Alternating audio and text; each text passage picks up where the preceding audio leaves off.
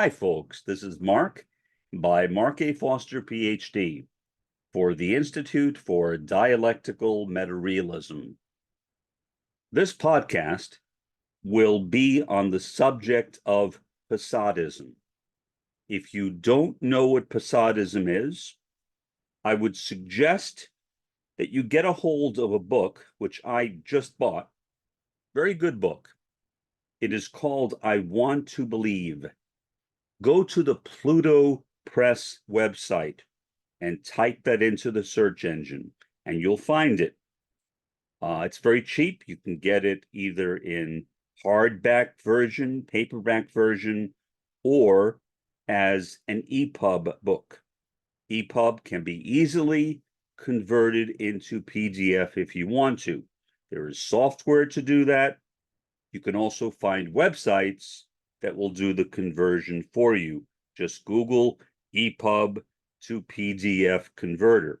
That's what I always do, or I use the software that I have on my computer.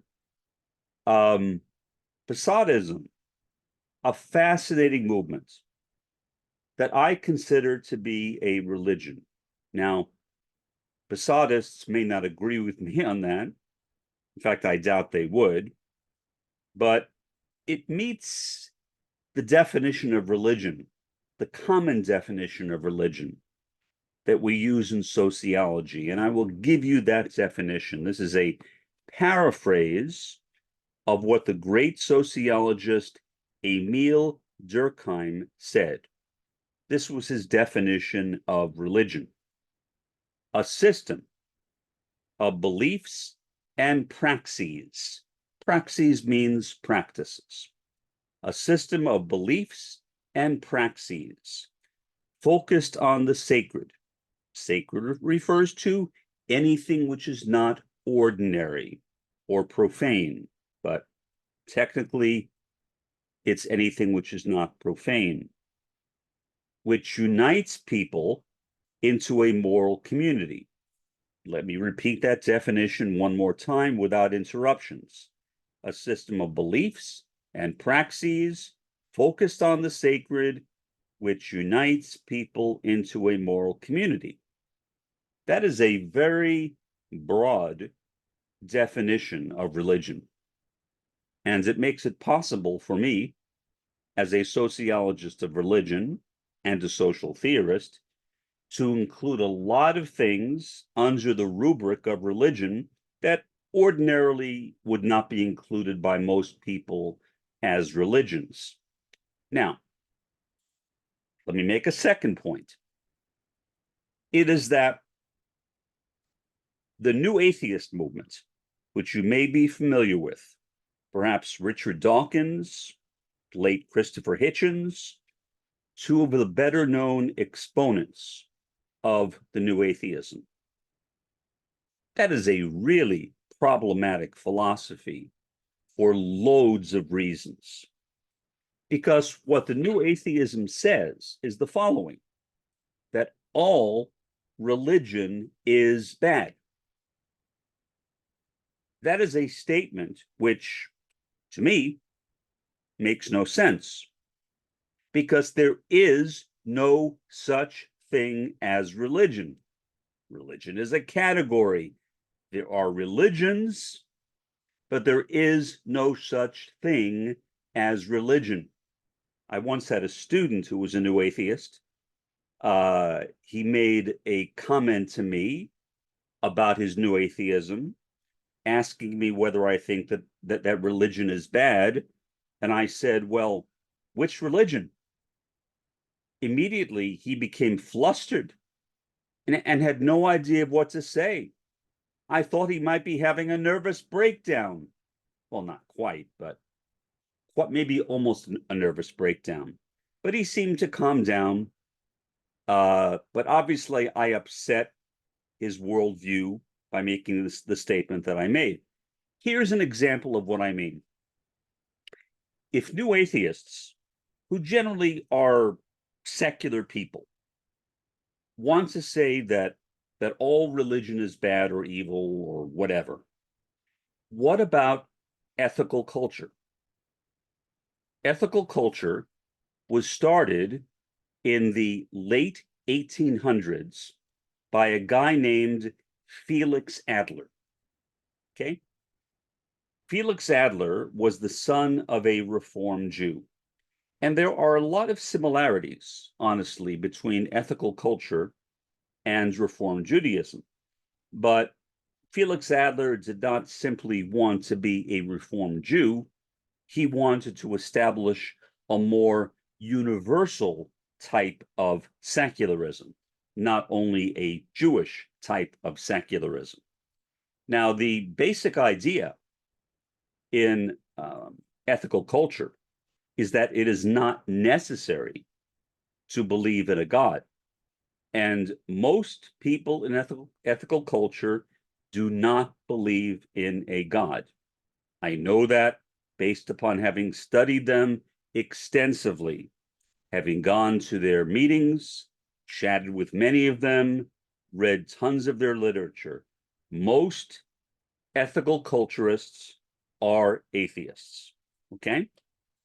They also believe that since there is no deity, or since there is most likely no deity, that the way that we learn about ethics or morality is from nature, which is what most people who are secular people, naturalists, and empiricists believe. They say that we learn ethics from our experiences living in nature. That is sometimes called an extension of natural law theory. So I wonder, would Richard Dawkins or the late Christopher Hitchens object to ethical culture, which is a religion? It is literally a registered religion. It doesn't use the term ministers. It uses the term leaders, but it is a charitable organization. Donations made to it are tax deductible, and it sees itself as a religion. So would Hitchens or Dawkins object to ethical culture? I don't see how. So when I have dialogued with new atheists, which I have, that is the argument that I have brought up. I brought it up with one of my students one time, who apparently was a new atheist, although he didn't use that term. And I made that argument to him. And I thought that he was, I'm sorry for laughing. But I'm joking.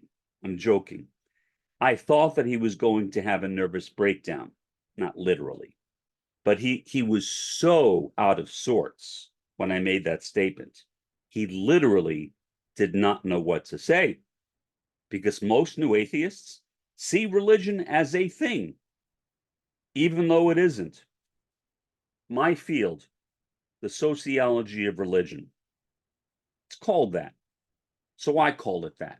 But if I had my druthers, I would rather call it the sociology of religions, because there is no such thing as religion.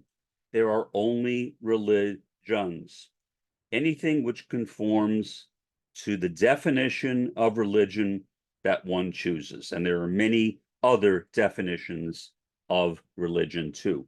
Okay, so that's where I'll start, namely with the notion that religion is a very broad category, and it can be even said to include certain political ideologies in certain cases, or even certain economic ideologies, like, say, free market capitalism is considered by some sociologists of religion to be a religion in itself. I am not an economist. I am not an economic sociologist, so I would stay silent on that issue, although it does, I must say, make sense to me. That argument does make sense to me. Okay, back to Posadism. the subject of this podcast.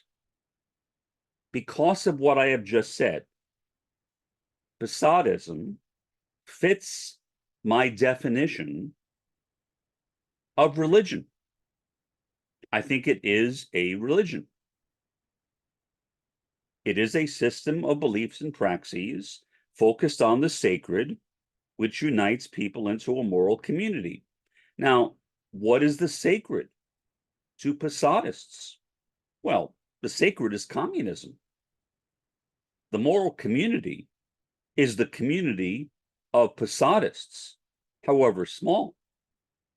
The beliefs are things like we need to have some connection with our interplanetary brothers and sisters.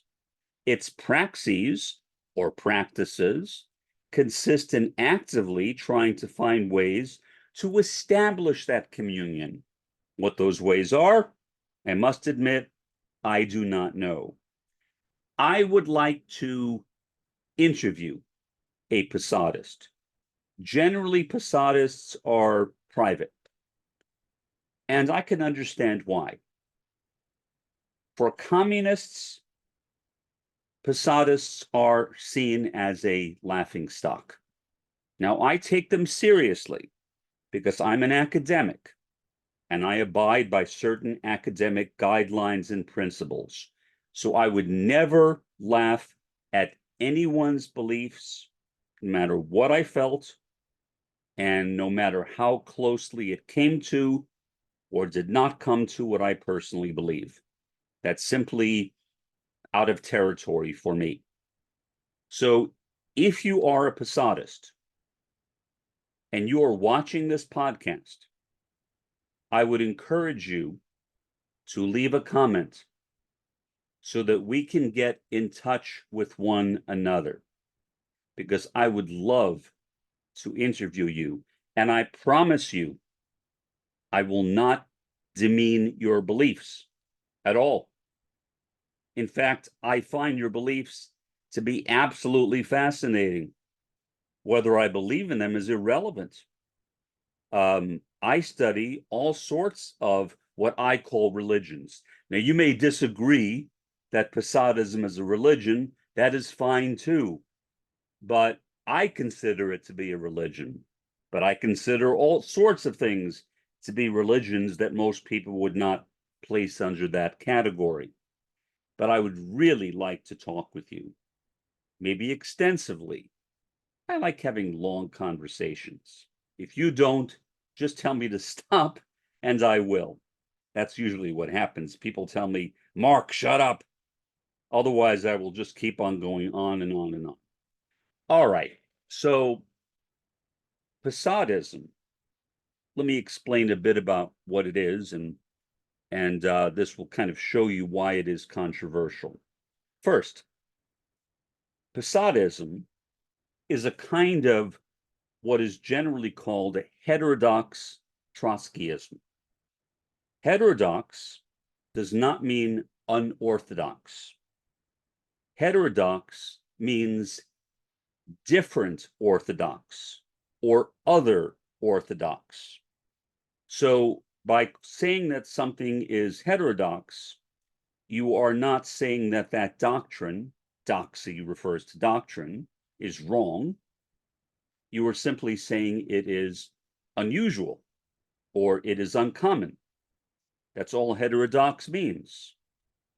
I personally, in the past, have been associated with two heterodox Trotskyist tendencies, although I would say, with all due humility, not as heterodox as Posadism. The Posadism started by the Argentinian Marxist and Trotskyist J. Posadist. But still, I appreciate heterodoxy. I regard my own Maoism third worldism to be a type of heterodox Maoism, as I say on my website. So to me, heterodoxy is a nice thing. It shows that one is willing to think outside the box, which most people are not. So I appreciate it when people are heterodox. I appreciate Posadism for that reason. The fact that I don't agree with most of it, who cares? How many people agree with other people on most things anyway? That's irrelevant. The main thing is that we can come to each other and treat each other respectfully. And that is what sociologists of religion almost always do. I will never and have never treated a member of another religion with disrespect. That is simply a violation, to me, of my deeply held moral principles. Okay. Posadis, who was a not his real name, the pen name, I guess you could say, for this guy, J. Posadis. He came up with this idea based upon Trotskyism that there should be some type of interplanetary communism. He got that from the Trotskyist idea of international revolution. Now, if you are not familiar with the classic debate between Marxist-Leninists, sometimes called Stalinists, and Trotskyists, it is this, that Marxist-Leninists generally believe in something called socialism in one country, namely, that one should not assume that the socialism practiced in one country should be identical to the socialism practiced in another. That is what I now believe and have believed at various times of my life. I have gone back and forth from one tendency to another throughout my life, and I became a communist when I was 12, and I really was no tendency. I guess you could say, in a sense, I was a third worldist because I was working for the success of the work of Cesar Chavez and the Migrant Workers Union, but there was no Maoism, third worldism per se in 1968. So it wasn't the Maoism, third worldism of today. And I have been a Maoist third worldist twice. Unfortunately, twice. I should never have left it the first time, but regrettably I did. And now I have returned to it. And I think that is one of the best decisions, one of the two best decisions I have ever made in my life. Okay. So my tendency of Trotskyism is heterodox. Why? The tendency that I followed, third campism, is based on the idea that currently there are three camps.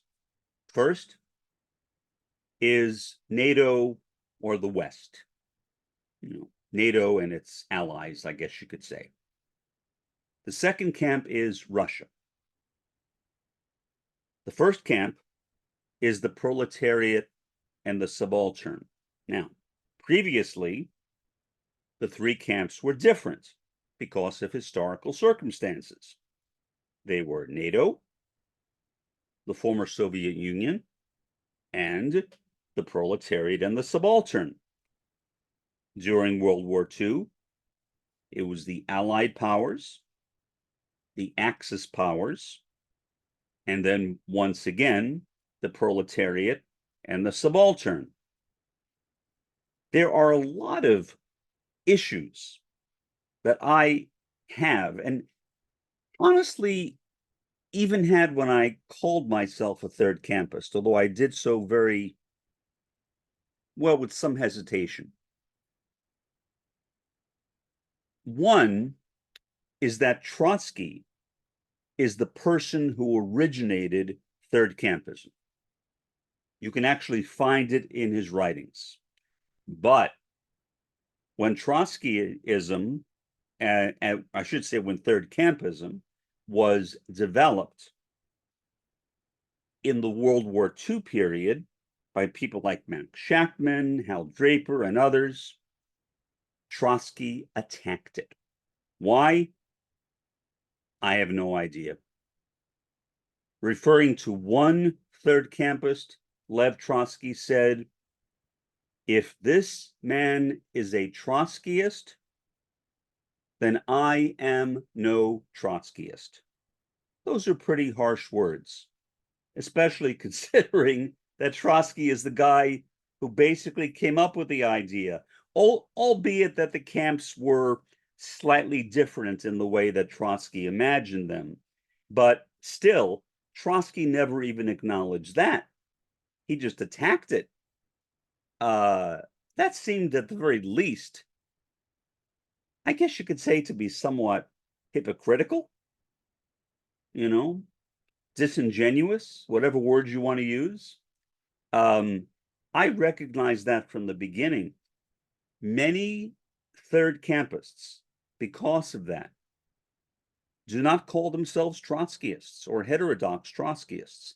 They just call themselves third campists, and they reject the association between third campism and Trotskyism. Me, I could care less. If somebody wanted to call me a heterodox Trotskyist, I was fine with that. Sometimes I called myself that. If somebody said that you are not a heterodox Trotskyist, I was also fine with that. It didn't really matter to me.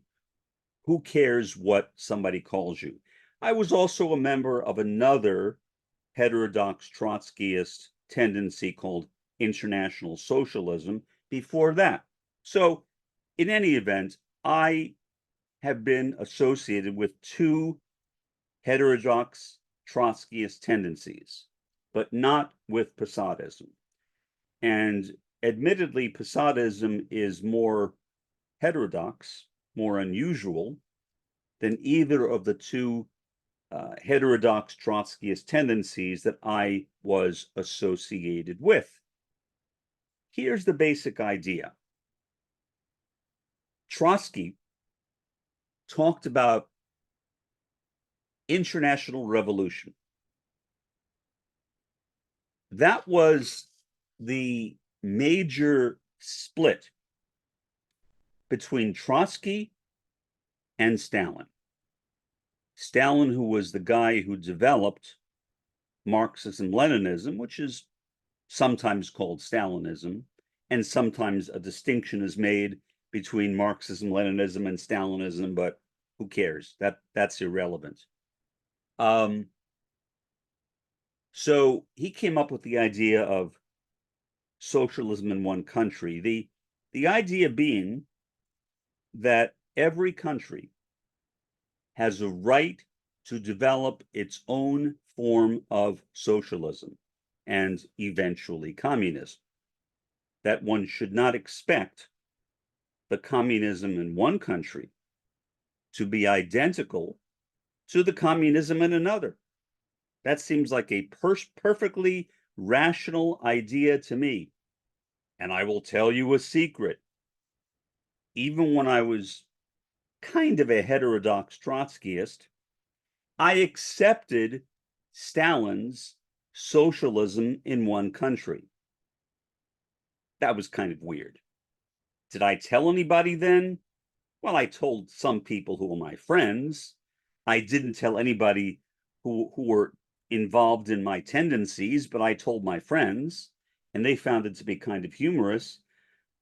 I guess because I really didn't care. It never really made much difference to me at that time. Now it does, because I see it in a much different way than I saw it back then. Being a Maoist third worldist, to me, is very important. And I think that understanding its theory, its specifics, is vital for even beginning the process of moving toward communism. I don't see how we can avoid that. So now I have a different view, but back then I really didn't care. To me, it was the distinction between Trotskyism and Marxism-Leninism was more wordplay. I always accepted parts of both. Always. That was the weird thing.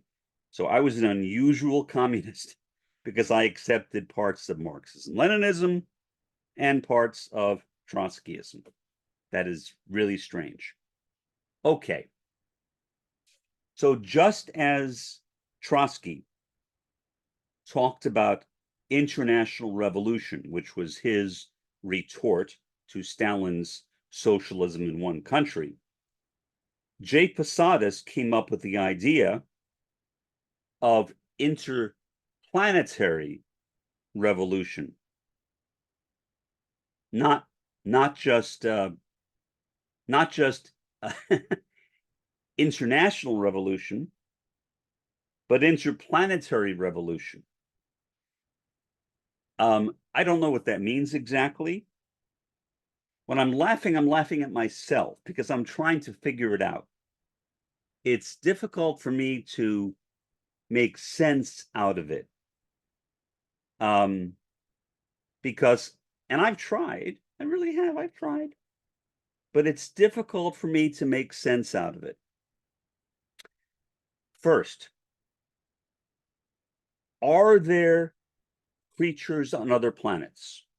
Most astronomers say yes. Okay.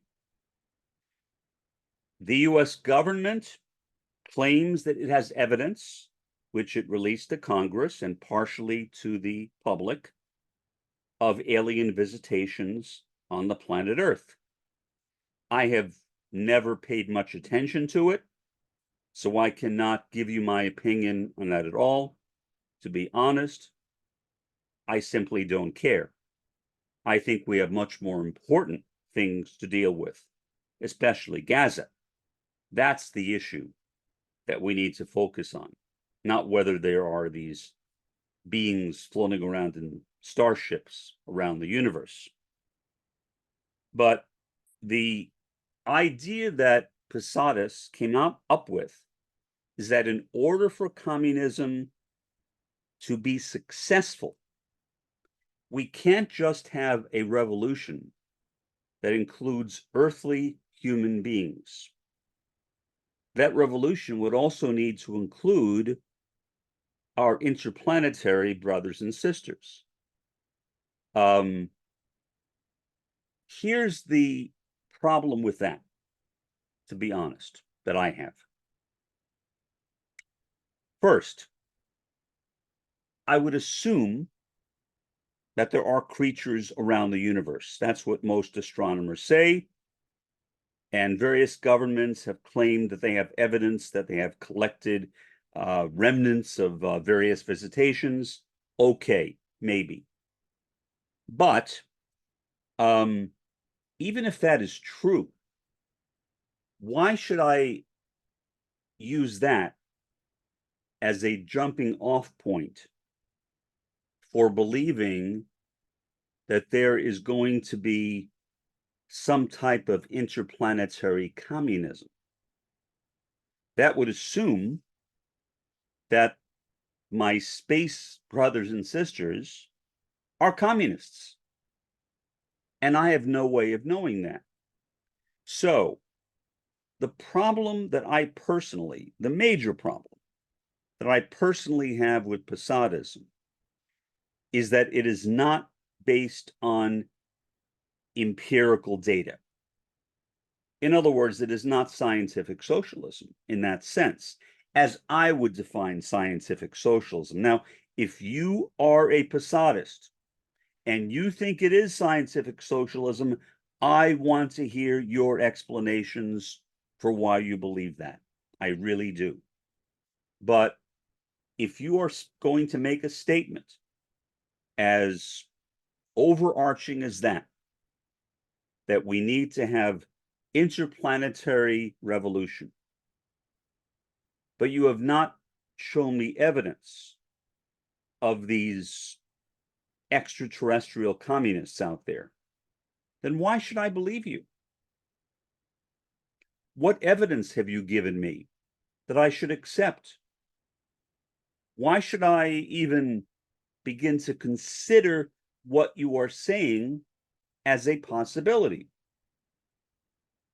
the fact that I have not considered it as a possibility is, I guess, why I'm not a Posadist. I never have been a Posadist.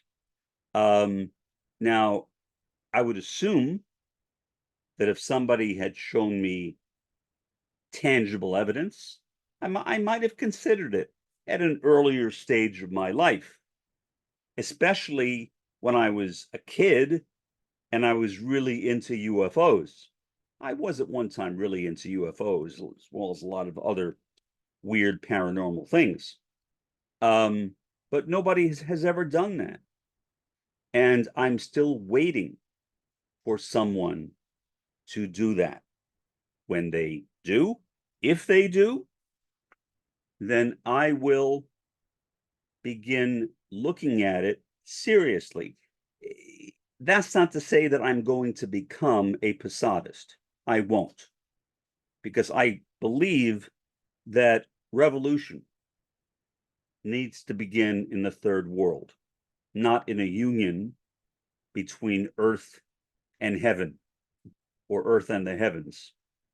So it would not inspire me to become a Posadist, but at least it would give me a greater degree of understanding of Posadism than I have at this moment. And I must admit, and I have none. I really don't understand what Posadism is, except in terms of the literature. I mean, I've read a lot of the literature. I've read a lot of stuff that J. Posadis has written, and this book that came out that I just got today is fascinating as well. But I would need a lot more than that. I'm an academic. Academics basically say, show me. I guess we're all Missourians in that sense. Show me. Show me. And nobody has ever shown me. And so until somebody shows me tangible evidence that there are these not just interplanetary beings, that's not what I'm saying, that there are interplanetary communists or socialists who are interested in working with communists and socialists here on the planet Earth, I am going to have to be skeptical as an academic. That does not mean I don't respect you. I do. I respect everyone who believes in what they believe in, even if I think it's horrible. And I don't think what you believe in is horrible. But I can respect a person without agreeing with what that person believes. Like, for example, I can respect an individual fascist without, and I've had a lot of students who are fascists in the past, without agreeing with fascism. In fact, I'm Antifa. So I would need more than simply the word of J. Posadis. I would need concrete, hard, tangible, empirical evidence that there are these beings, intelligent beings, elsewhere in the universe, whether in this galaxy or some other galaxy, I don't know, that would like to unite with us and form a kind of intergalactic or interplanetary communist coalition, or maybe you could say a socialist, interplanetary socialist world system, or socialist interplanetary system, maybe. For the time being, this has been Mark by Mark A. Foster, Ph.D. Have a pleasant day and an even better day tomorrow.